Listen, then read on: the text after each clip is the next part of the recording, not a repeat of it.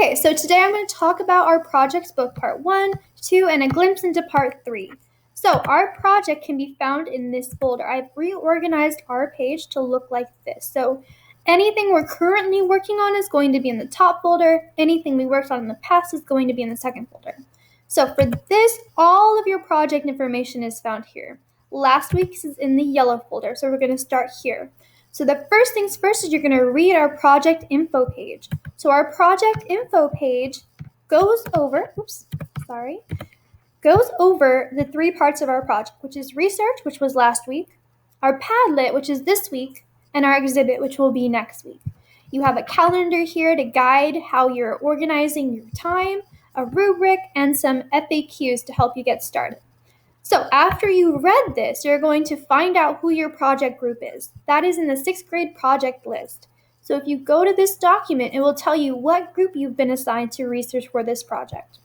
And the next thing you're going to do, the only thing that was due last week was our research guide. Our research guide looks something like this. So I'm going to walk you through some of these confusing questions. So the first one, who is your focus group?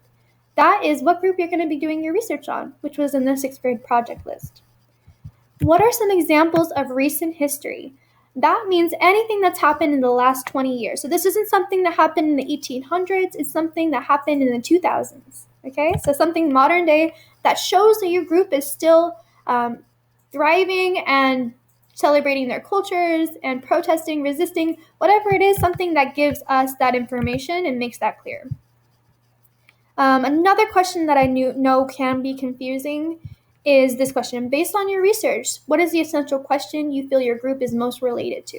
So if you pick what makes a culture unique, you're not answering culture in general. You're answering what makes your group's culture unique. Okay? So how would you answer that based on your focus group?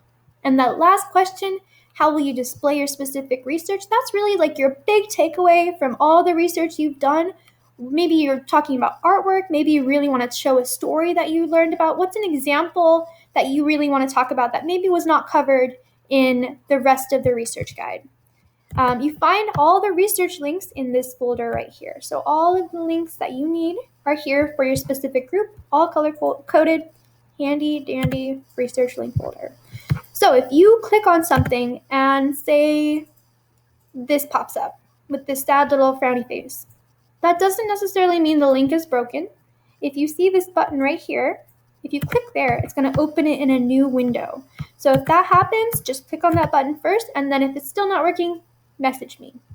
Another thing, if you find a really cool resource that isn't in the folder that you found by yourself, just send me the link and I can verify it for you to make sure it's a good link that we want to use. Next thing, for this week, right now, part 2 of your project is right in this folder. You have one thing you're submitting this week, which is your writing template. I want you to get started on your Padlet. I will post some instructions on Wednesday, but you are not required to submit anything other than your writing template this week, so that can be found here. Your writing template looks like this. I have a blank one for you, and then I have an example one that I did myself. So here's the blank one, and here is my example. So I wanted to talk about some of these questions that could be confusing, like how is culture used as a tool of survival? Include an example. That example that I'm talking about is really answering this question, but using one thing that you can really prove. So, for example, I'm saying culture can be used as a tool of survival, and I use this as my example.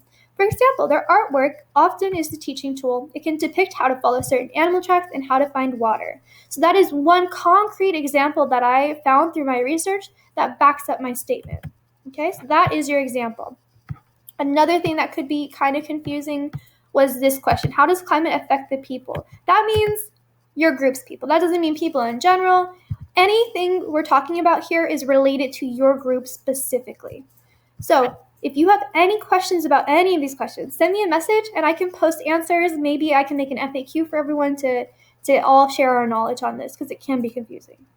Big takeaway though is 5 sentences each. So once you're done with this, that's going to go on your Padlet. This is my Padlet example that is full of pictures, it's full of examples, and this is all my writing from my template. So once you're done this writing, you're pretty much done the big part of your project. So I will talk to you next week about part 3. See ya.